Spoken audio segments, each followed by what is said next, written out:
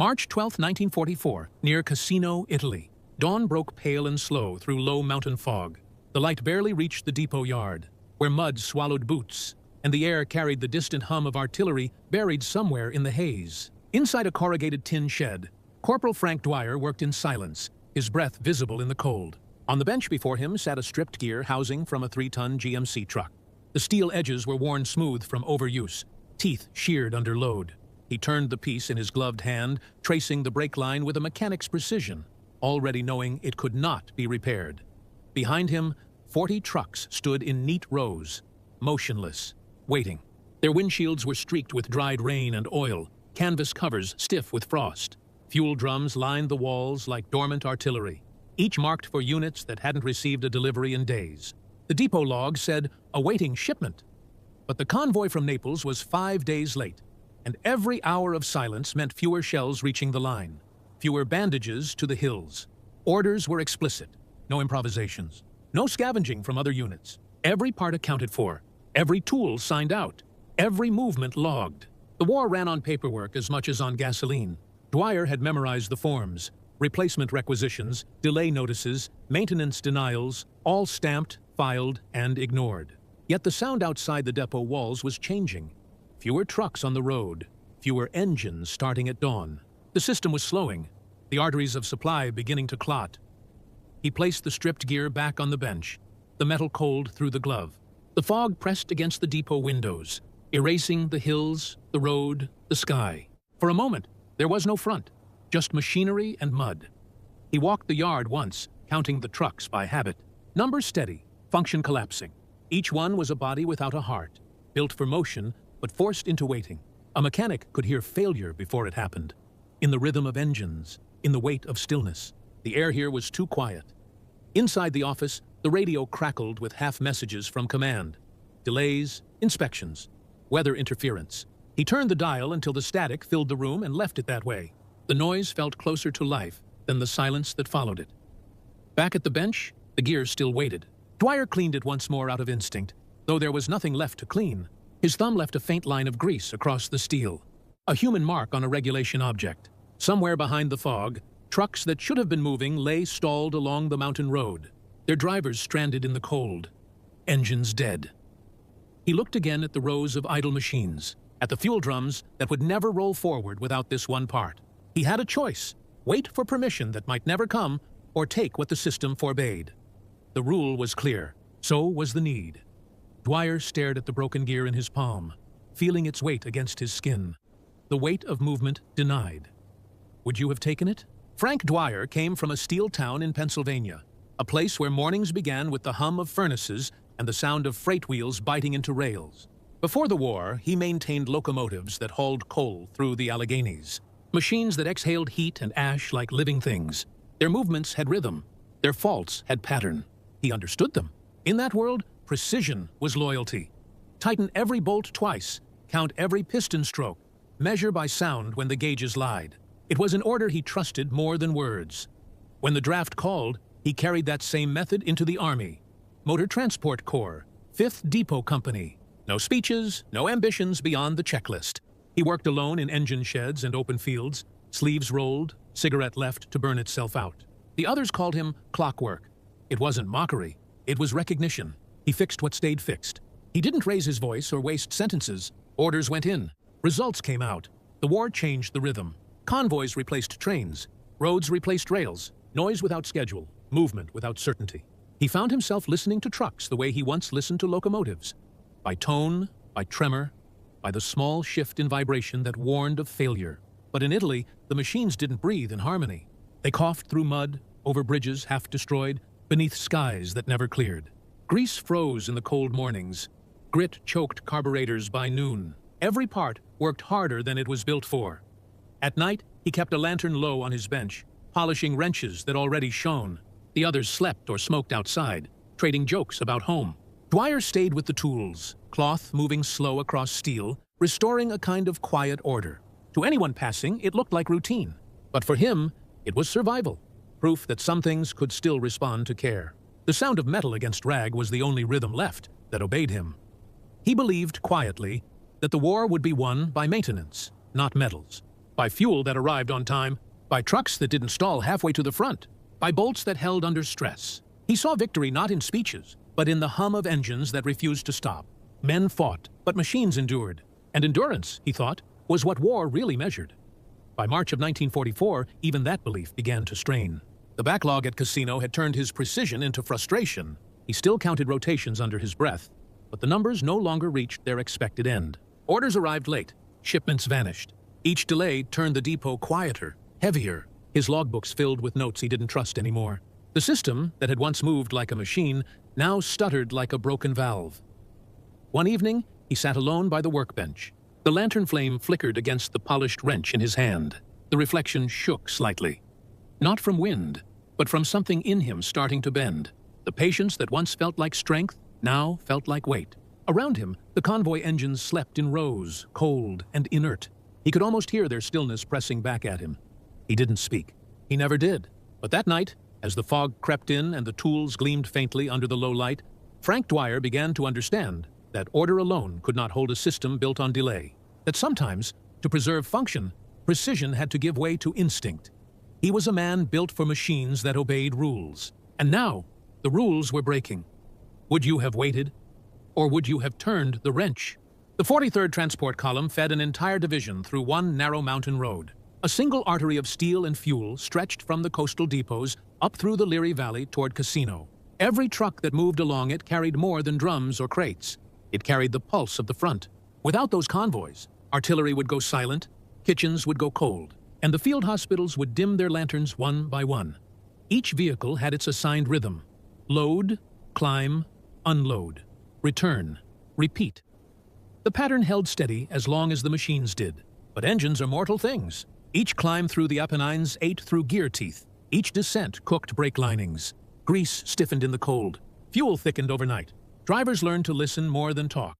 They measured distance not in miles, but in the change of vibration underfoot. The supply system, immaculate on paper, became brittle in mud and altitude. Dwyer understood it better than most. He had spent months under the hoods of the same engines, hearing the difference between health and failure. To him, the convoy was a living thing, a column of breathing pistons, synchronized hearts of iron. At dawn, when the trucks idled in line before departure, he could tell by sound which ones were weakening. One by one, their rhythm faltered. It wasn't loud enough to catch command's attention, but to Dwyer, it was unmistakable.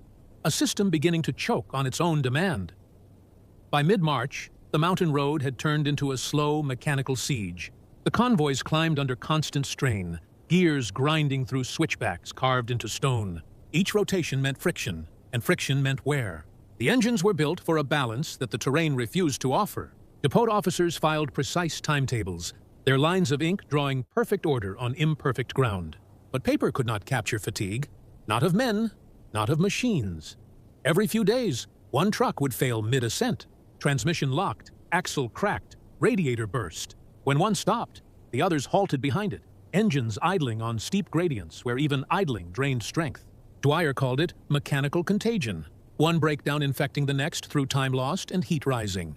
The reports used colder terms: delay, temporary obstruction. But he could see what they meant in real metal. A convoy stalled too long became a target. A system slowed too much became a threat to itself. By evening, the road was lined with halted silhouettes, 30-ton machines exhaling steam through broken vents. Drivers leaned against their fenders, waiting for parts that weren't coming. The depot radios repeated the same phrase: await instruction. No one mentioned that the next division on the line was rationing fuel by the hour. Dwyer kept listening. Each morning, the first trucks to move carried the same strain in their tone. The transmissions whined unevenly, a chorus of failing lungs. The column's heartbeat had changed. The logistics line, once steady as a clock, now pulsed in fragments. He noted it quietly in his log. System degradation. Audible. No officer read the line twice, but to Dwyer it was a diagnosis. A living structure, losing coherence through neglect, disguised as order. Industrial efficiency has its own kind of fragility. The illusion that precision alone keeps the machine alive. In truth, it survives through endurance, through the small instincts of those who keep it breathing when the system stops listening. The 43rd still moved, but its rhythm was breaking. Would you have heard it? Days passed without progress. The convoys that once moved in order now left in fragments, half-loaded, half-functional. Trucks idled for hours at the base of the ridge, their engines muttering through clogged filters. Drivers smoked beside them, boots buried in mud, pretending not to hear the faint metallic grind under each shift. The sound carried through the valley. Not loud, just persistent, like something essential wearing out one layer at a time. By the fourth day, a truck stalled mid-slope and rolled backward. The driver killed the ignition before the descent became fatal. No one spoke. They pushed it off the road, cleared the mud from its wheels, and left it there. A silent monument to how far the system had slipped. Another truck limped in that evening with a cracked axle, its differential wailing like an animal in pain. The log entry would later call it a minor mechanical delay. Dwyer heard something different. Decay in motion. He worked through the night, grease up to his wrists, lantern light flickering across disassembled parts. The depot's air smelled of fuel and wet iron. Every wrench movement felt heavier, not from effort, but from futility. The supply officer came by twice, clipboard in hand, repeating the same reassurance. Replacements en route, Naples confirmed. Orders intact. Dwyer only nodded. The truth didn't need argument. It was already visible in the oil that had thickened to sludge, in the cracked washers that no longer held their seal. Entropy is not an event. It is a tone, a pitch that deepens day by day until the system no longer remembers how it sounded when healthy. Dwyer could hear it everywhere. In the uneven idle of the engines, the scraping of gears that once meshed clean, the sharp hiss of leaking pressure valves. None of it was catastrophic, but all of it was converging. The depot officers blamed the cold, the terrain, the mud, but Dwyer recognized something slower, bureaucratic. Maintenance requests unfiled, shipments rerouted, decisions postponed, the kind of erosion that begins in paperwork and ends in silence. Nights grew colder. The men stripped engines for warmth, lanterns hanging from exhaust pipes to thaw frozen grease. They scavenged scrap for washers, used tin from ration cans to replace missing pins. The depot, once a place of rhythm and rotation, had turned into a graveyard of half-alive machines. Tools clicked in the dark, echoing off fuel drums. Somewhere beyond the shed walls, trucks idled in low harmony. Not a convoy anymore, just fragments of one. Dwyer kept working. He no longer checked the clock. The sound of decay had replaced time itself. Then, during one of his late inspections, he saw it. A crate buried beneath torn canvas and frost-warped labels. The stenciling was still legible. Transmission gear set, Model 353, Unit B17. Not his unit, not his right to open. But inside could be the exact gears that would bring the convoy back to life. He stood there for a long minute. The sound of wind moved through the depot walls, faint but constant, like the system breathing through its last working valves. The rule was clear: unauthorized requisition, disciplinary charge. Yet in that frozen silence, the question became mechanical. A calculation of loss versus motion. He didn't move. Not yet. He only listened. To the failing pulse of the trucks outside, to the thin creak of the unopened crate. The system was dying slowly, and all it would take to save it was one broken rule. Regulations forbade cross-unit requisition. Theft, even for function, meant court-martial. But by March 1944, rules carried less weight than motion. In a war of fuel and steel, stillness was the real crime. Dwyer knew it. The depot's law existed on paper, but his world revolved on gears. He read the form again, tracing the blue ink of the stamp with a thumb still black from engine grease. The crate lay half-buried under canvas, marked for an armored battalion that hadn't sent a truck north in weeks. Its seals were intact, its address untouched. 40 vehicles waited outside, engines cold, their silence forming a kind of accusation. He weighed the decision like a mechanic, by load, by cost, by friction. To obey meant paralysis. To act meant violation. The depot's rhythm had collapsed under its own precision, and the only sound that mattered now was the hum of an engine that refused to die. Dwyer leaned against the crate and listened. From somewhere in the distance, thunder rolled through the fog.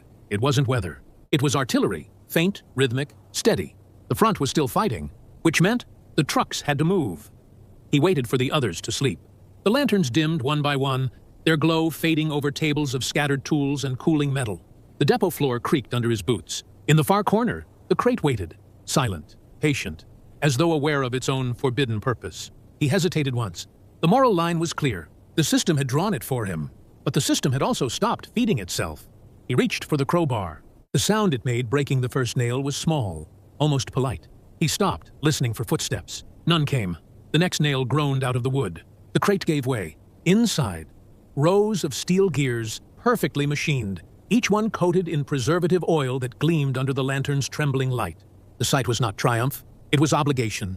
He wiped his hands on a rag and began sorting by size, matching each to the trucks he knew by sound alone. The pattern of their failures was already memorized in him. Outside, fog rolled across the depot yard. The horizon flickered faintly where the front still burned. Dwyer worked without pause, replacing the stripped gears with the stolen ones, metal sliding into alignment like a body taking breath again. The silence broke only for the slow click of his wrench, each turn an act of defiance that felt less like rebellion and more like repair. Not of one machine, but of the line itself. He knew discovery was certain. Paperwork would expose him before dawn. The officers would call it unauthorized requisition, and they'd be right. But at that hour, under that fog, authority existed far from where the work was being done. He kept tightening, checking, reassembling. When the last engine turned over, the sound carried through the depot. A low, complete vibration. One truck alive, then another, then another.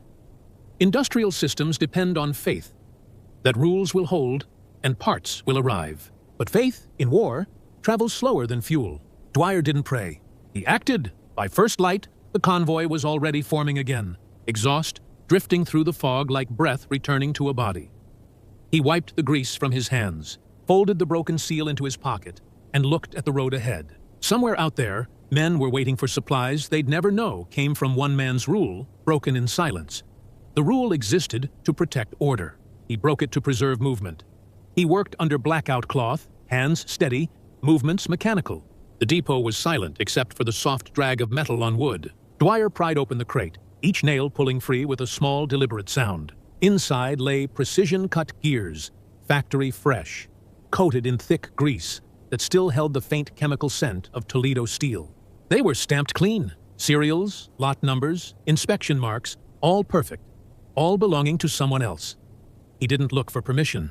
He looked for fit. The parts gleamed faintly in the lantern light as he set them into the worn housings, one by one, ignoring the mismatched numbers etched into each piece. Grease mixed with mud and bloodless sweat until it left a dark human signature across the steel. Each movement was slow, exact, final, the kind of work that feels like prayer. By Oro 3:00 hours, 10 trucks stood ready. Their engines hadn't turned in days. He climbed into one, pressed the ignition, and held his breath through the hesitation. The starter caught. The sound filled the depot, a full, clean hum that rolled through the concrete walls. A second followed, then a third. Each one came to life like a lung finding air again. The other mechanics woke without words. They watched him work, then joined in without asking. Bolts tightened, oil lines sealed, covers latched. The chain of silence became coordination. The convoy formed itself out of discipline, older than orders. No salutes, no discussion. Just the rhythm of movement returning. By dawn, exhaust plumes drifted through the yard, thin and white against the fog. The engines idled low, muffled under blackout covers. A column of machines aligned in the gray, their breath steady. The air smelled of diesel and damp soil, the scent of function restored. No officer came to stop them. The depot clerk's log still read, awaiting authorization. The paperwork remained pure, but the trucks were moving, east toward the ridge where rations had run dry, toward men who would never know their supplies arrived on stolen gears. Dwyer stood in the exhaust haze, coat unbuttoned, breath steady. The fog folded around him as the last vehicle rolled away. He watched the column disappear into distance, each red tail lamp dim beneath canvas, carrying stolen order through sanctioned chaos. He had violated the system to keep it alive. The depot behind him was quiet again, untouched, unaltered, except for one missing crate and the faint smell of burned oil where the engines had warmed the earth. Industrial systems survive not through perfection, but through the few who refuse to let them stop. The rule was never designed for this kind of silence, where defiance became maintenance and theft became function. The paperwork would never name him. The convoy would never mention him. But for one brief dawn in Italy, the rhythm returned. He turned back toward the empty depot, lanterns still burning weakly through the fog. 2 nights later, the reports began to filter back through the static. Sparse, delayed, written in clipped transmission codes that carried no names. The forward supply post, assumed lost to enemy artillery, had held longer than expected. The official explanation read clean. Convoys arrived before road freeze.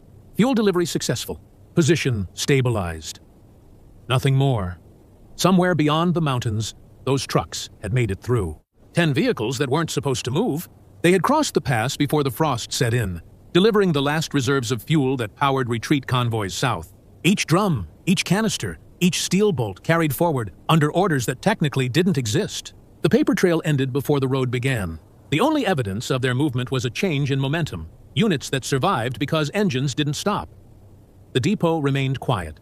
The officers filed their summaries. The crate's absence went unnoticed, folded under a column of reallocation discrepancies. Dwyer went back to his bench, where the tools were lined exactly as before. He polished a wrench by habit, not pride. The workbench light burned low against the damp wall. Outside, fog moved through the yard again, slow and even, as if the system had resumed breathing on its own. Later, through the depot's static-filled radio, fragments of driver chatter slipped through. Made it through just before the ice. Don't know how those engines held together. Somebody must have fixed them back there.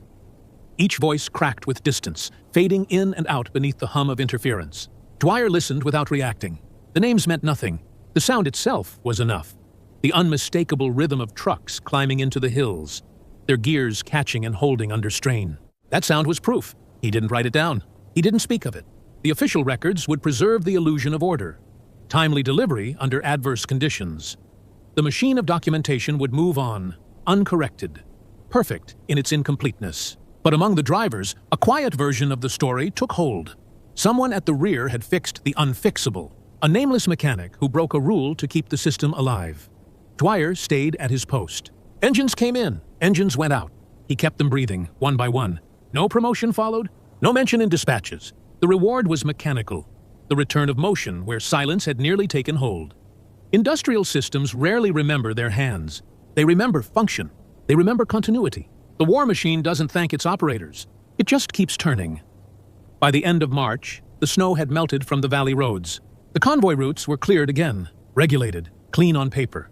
But in one small depot, under a roof stained with oil smoke, a man kept the rhythm alive, tightening bolts, counting piston strokes, and listening to the far-off murmur of trucks still running on stolen order.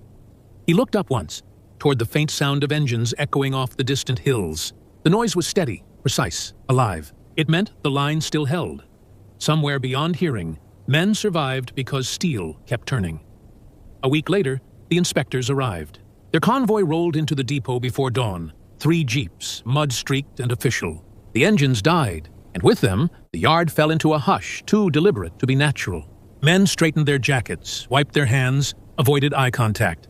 The sound of typewriters replaced the sound of wrenches. Dwyer watched from his bay as the officers unpacked their clipboards and carbon forms. Each one marked inventory reconciliation. The paper smelled of rain and authority. By noon, the missing serials had surfaced. Discrepancies between shipping manifests and depot counts. A crate gone, replaced with parts never requisitioned. The report phrased it cleanly. Unauthorized cross-unit transfer under investigation. No names yet, but the trail led toward the bench that still held the faint imprint of a crowbar. They called him in after dark. The office was small, the light harsh, the air cold. A single bulb swayed overhead, humming against the silence. Grease still lined his fingernails. The officer behind the desk, a major from Logistics Command, read from the sheet without inflection. Irregularities noted. Serial mismatch. Possible breach of protocol. Then nothing. Just the rustle of paper and the ticking of a field clock on the wall. Dwyer stood still, hands at his sides. No excuses offered, none requested. The major looked up once, his face expressionless. Then he signed the bottom of the report and set it aside. Reprimand, no trial, temporary reassignment. The words fell like mechanical instructions. In the silence that followed, both men understood the truth. The system required his violation to survive. It just couldn't afford to admit it. By morning, the auditors were gone. The depot returned to its rhythm, the sound of engines and tools filling the air again. The reprimand existed on paper, buried under a layer of procedural language no one would read twice. The fuel still moved. The convoys still rolled. The system had corrected itself, not through justice, but through utility. Dwyer went back to his bay. The bench was the same. The tools aligned exactly where he had left them. He wiped the surface clean and resumed work on a half-dismantled gearbox. Each turn of the wrench felt familiar, but the sound beneath it had changed. The trust replaced by understanding. Machines break from stress. Systems break from perfection. Both survive only when someone bends them. Later that week, The officer passed through the depot again. He didn't stop, but his gaze lingered. A brief recognition that traveled without sound. Acknowledgement within the confines of silence. Respect, contained within bureaucracy's shadow. The war machine continued, indifferent but functional. Reports balanced, engines ran, convoys departed. Dwyer remained where he had always been. Indispensable, uncredited, necessary in ways the system refused to name. By spring, the fog lifted from the valley roads. The trucks rolled east again, steel breathing under order restored. In the depot, Dwyer adjusted a wrench and tightened one last bolt until it held firm, steady, exact. The rhythm returned, quieter than before, but true. The system had punished him by keeping him essential. Would you have let it? When the war ended, the depots emptied. The convoys that once pulsed through the valleys broke apart, their routes erased from the maps. Trucks were parked and left to rust behind fences that no one guarded anymore. Steel returned to silence. The great machine of movement, the arteries of fuel, crates, and engines, had done its work and been dismissed without ceremony. Frank Dwyer went home to Pennsylvania. The rail yards were waiting, the same smell of oil and iron, the same tools, the same rhythm of bolts tightening into steel. He took up his wrench again, inspecting locomotives that pulled freight instead of war. The work was quieter now. No orders, no reports, just the sound of engines breathing in rhythm, dependable as before. He never mentioned the crate or the night he broke the rule. There was no citation, no record, no name attached to the convoys that reached Casino on time. The paperwork spoke only of operational continuity. But continuity has a cost, measured not in medals, but in the weight of decisions made when no one is watching. Years passed. The war became archives and textbooks. The men who fought were remembered in parades and photographs. The men who repaired were not. Yet, without the ones who turned wrenches in the dark, no column would have advanced. No retreat would have survived. Their victories were measured in movement. Trucks that didn't stall, trains that arrived, supply lines that didn't break. Dwyer worked through the decades with the same precision he'd carried sandbag assembly, positioned himself